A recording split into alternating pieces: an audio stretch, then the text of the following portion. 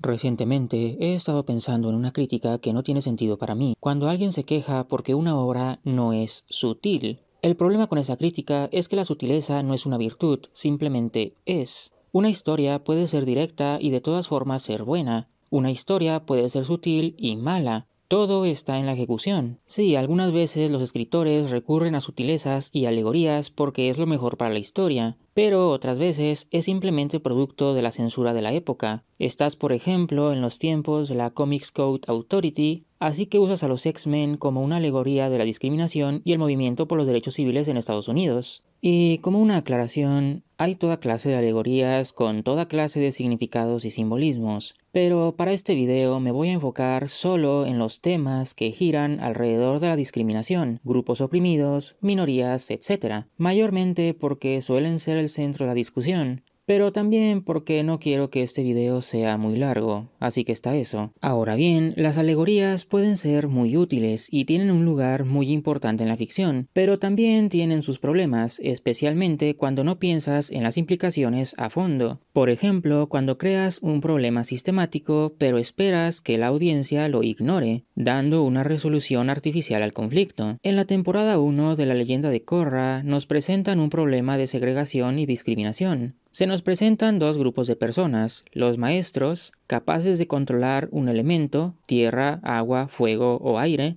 y el resto de la población, que no posee este poder. El conflicto principal de la temporada es que los no maestros se sienten oprimidos por los maestros, y ante esta división social surge un grupo terrorista llamado los Igualitarios, liderados por Amon, un hombre que asegura tener el poder de quitarle a los maestros su habilidad para controlar los elementos, trayendo así una nueva sociedad en la que todos son iguales. Sin embargo, la protagonista de la serie, la avatar Korra, capaz de controlar los 4 elementos, descubre que Amon es en realidad un maestro agua, que está usando una habilidad prohibida llamada Sangre Control para bloquear los poderes de los otros maestros.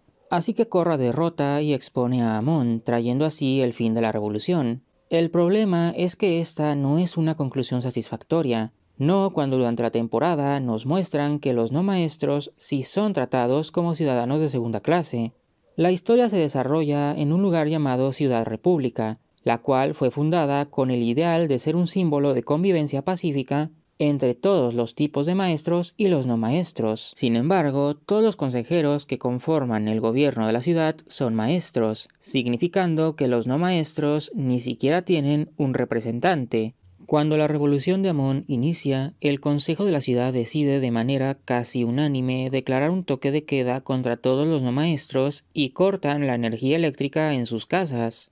Cuando los no maestros salen a las calles a protestar, la policía responde arrestando a miles de no maestros inocentes, incluyendo niños pequeños, y el jefe de policía declara que están detenidos indefinidamente y sin recibir un juicio.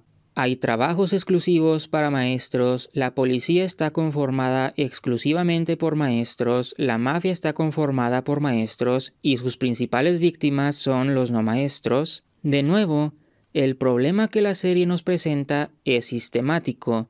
La caída de Amon no debería resolver las cosas, cuando él era un síntoma y no la causa. Me sigue gustando la primera temporada de La Leyenda de Korra, pero este es uno de sus mayores fallos. Podría haber funcionado mejor si quizá la segunda temporada se hubiera centrado en buscar un cambio sistemático con Amon fuera del camino, tal vez teniendo de nuevos villanos a maestros que se oponen al cambio. Pero la segunda temporada fue sobre Kaijus y Satanás Mantarraya, así que está eso. Ahora bien, al inicio del video mencioné a los X-Men. Es importante aclarar que Stan Lee originalmente no los creó con la intención de ser una alegoría sobre la discriminación. Su intención solo era crear un grupo de superhéroes extraños, probablemente como una respuesta al éxito que DC estaba teniendo con la Doom Patrol. Sin embargo, otros escritores decidieron volverlos una alegoría con resultados mixtos. Pero si hablo sinceramente, en mi opinión, la alegoría no funciona con los X-Men. Permitan que me explique.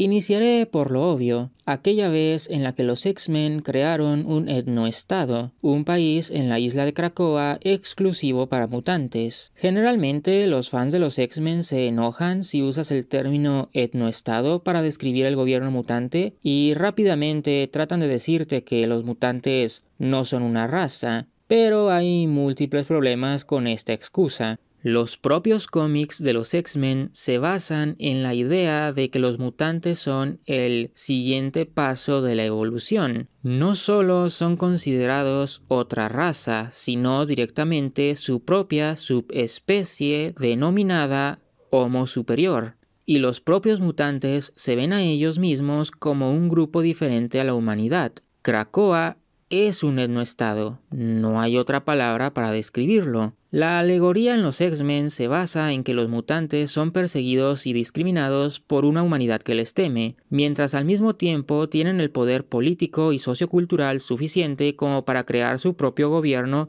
que se convierte en una potencia mundial.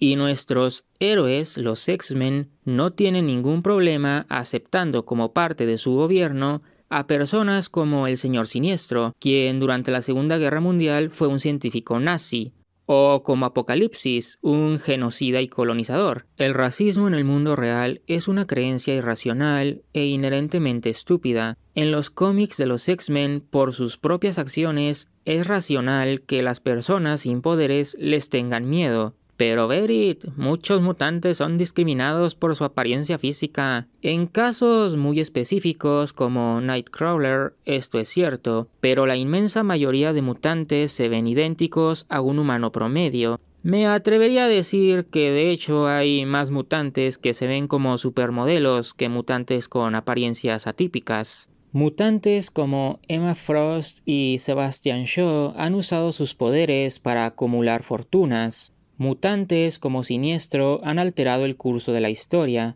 Mutantes como Jean Grey y Apocalipsis podrían y han causado la muerte de millones de personas. Grupos de mutantes como los X-Men se reúnen con políticos y gobernantes, y en ocasiones ellos son los gobernantes. Mutantes como Magneto se consideran a ellos mismos una raza superior genéticamente mejor, y creen que el resto de personas son inherentemente inferiores y por tanto menos valiosas. Eso no es una minoría, es una élite. Con esto no quiero decir que ser parte de una minoría y que ser poderoso sean cosas incompatibles, solo que en los X-Men la ejecución es lo que lo vuelve difícil de justificar. Por ejemplo, pese a ser un personaje poderoso, Superman sí funciona muy bien como una alegoría de la inmigración. Esto por múltiples razones. Primero, ayuda a que los creadores de Superman, Joe Shuster y Jerry Siegel, eran ellos mismos inmigrantes que plasmaron sus experiencias y cultura en Superman. Segundo, desde sus inicios el personaje ha abordado temas referentes a la discriminación y los abusos de poder en el mundo real. Debutó en 1938 con el eslogan "El campeón de los oprimidos". Se pasó su primera década peleando contra policías corruptos y millonarios abusivos. Peleaba contra nazis en sus cómics desde antes de que Estados Unidos se uniera oficialmente a la guerra. Y en su programa de radio de los años 40 se enfrentó al Ku Klux Klan. Por cierto, estos episodios del programa de radio de Superman revelaron información real sobre el Klan y ayudaron a que éste fuera eliminado por el gobierno como asociación nacional, por lo que hay un largo precedente a favor del personaje. Tercero, cuando decimos que Superman es un inmigrante, esto es literal. Es un refugiado de otro mundo. Es un inmigrante no importa en qué parte de la Tierra esté. Cuarto, por lo general, cuando los escritores quieren abordar temas de discriminación con Superman, lo conectan a grupos de personas que sufren discriminación en el mundo real. Por ejemplo, en el cómic de 2019, Superman contra el Klan, Superman siente miedo de que su origen extraterrestre cause que las personas lo rechacen, enfrentando una decisión entre ocultar parte de su identidad y aceptarse a él mismo. Sin embargo, al mismo tiempo está protegiendo a una familia de migrantes chinos atacados por el Ku Klux Klan, mientras que en Superman, hijo de Kal-El, el miedo al rechazo que Superman sintió al inicio de su carrera le ayuda a conectar con su hijo cuando éste descubre que es bisexual. Otro ejemplo de mezclar alegorías con mensajes más directos de manera exitosa es la serie animada para adultos Creature Commandos, cuya primera temporada aborda temas como el abuso de poder, la discriminación, la violencia sistemática y el capacitismo, de manera directa y de manera sutil según lo amerite la escena. En resumen, sé tan directo o tan sutil como quieras, solo asegúrate de pensar las implicaciones de tu mensaje.